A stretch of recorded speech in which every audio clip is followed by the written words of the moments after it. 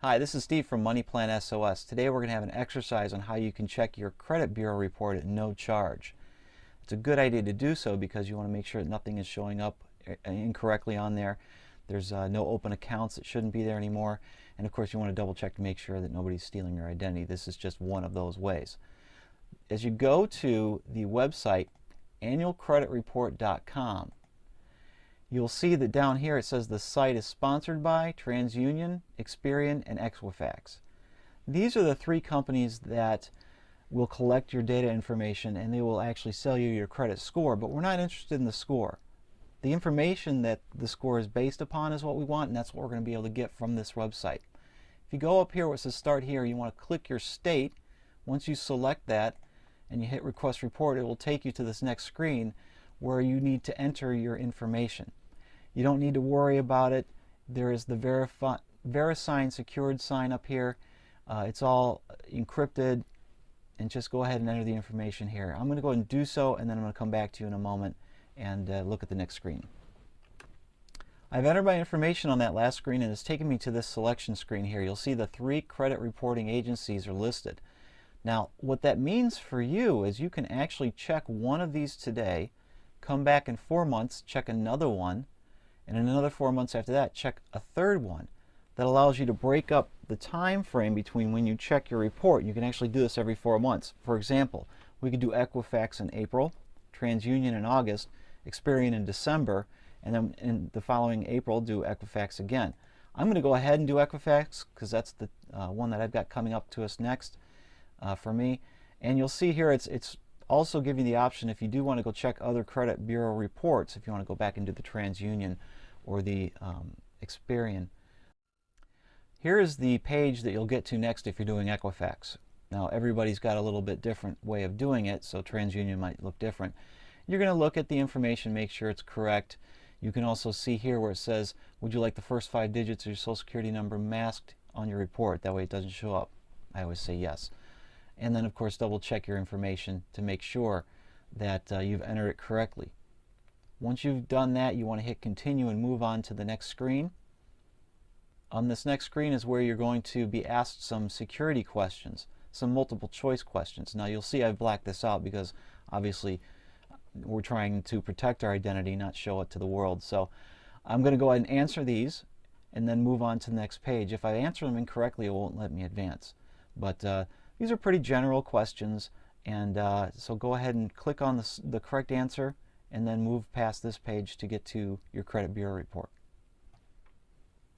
As you see on our page here, we're at step 3 of 3, and this is where you can review and print your online report.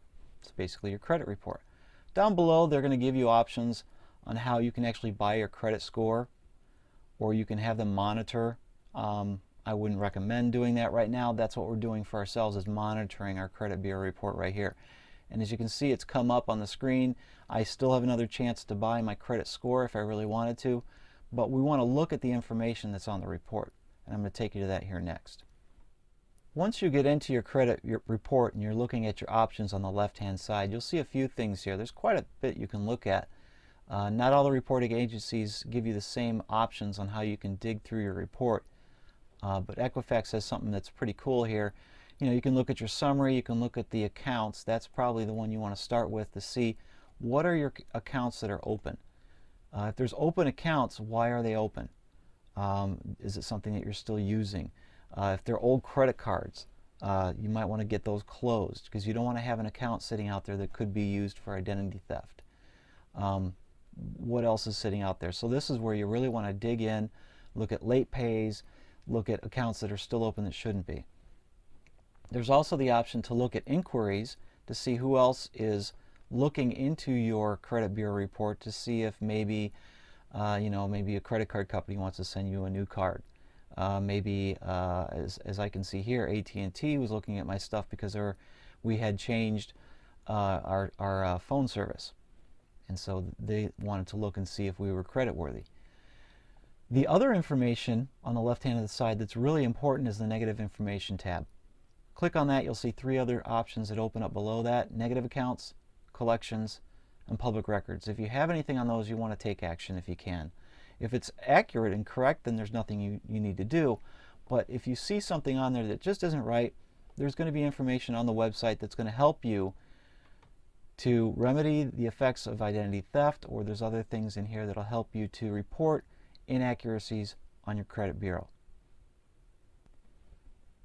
Once you're finished, you can go up to return to annualcreditreport.com. That'll take you back to the original website that you started from, and you can select the other ones that you want to as well.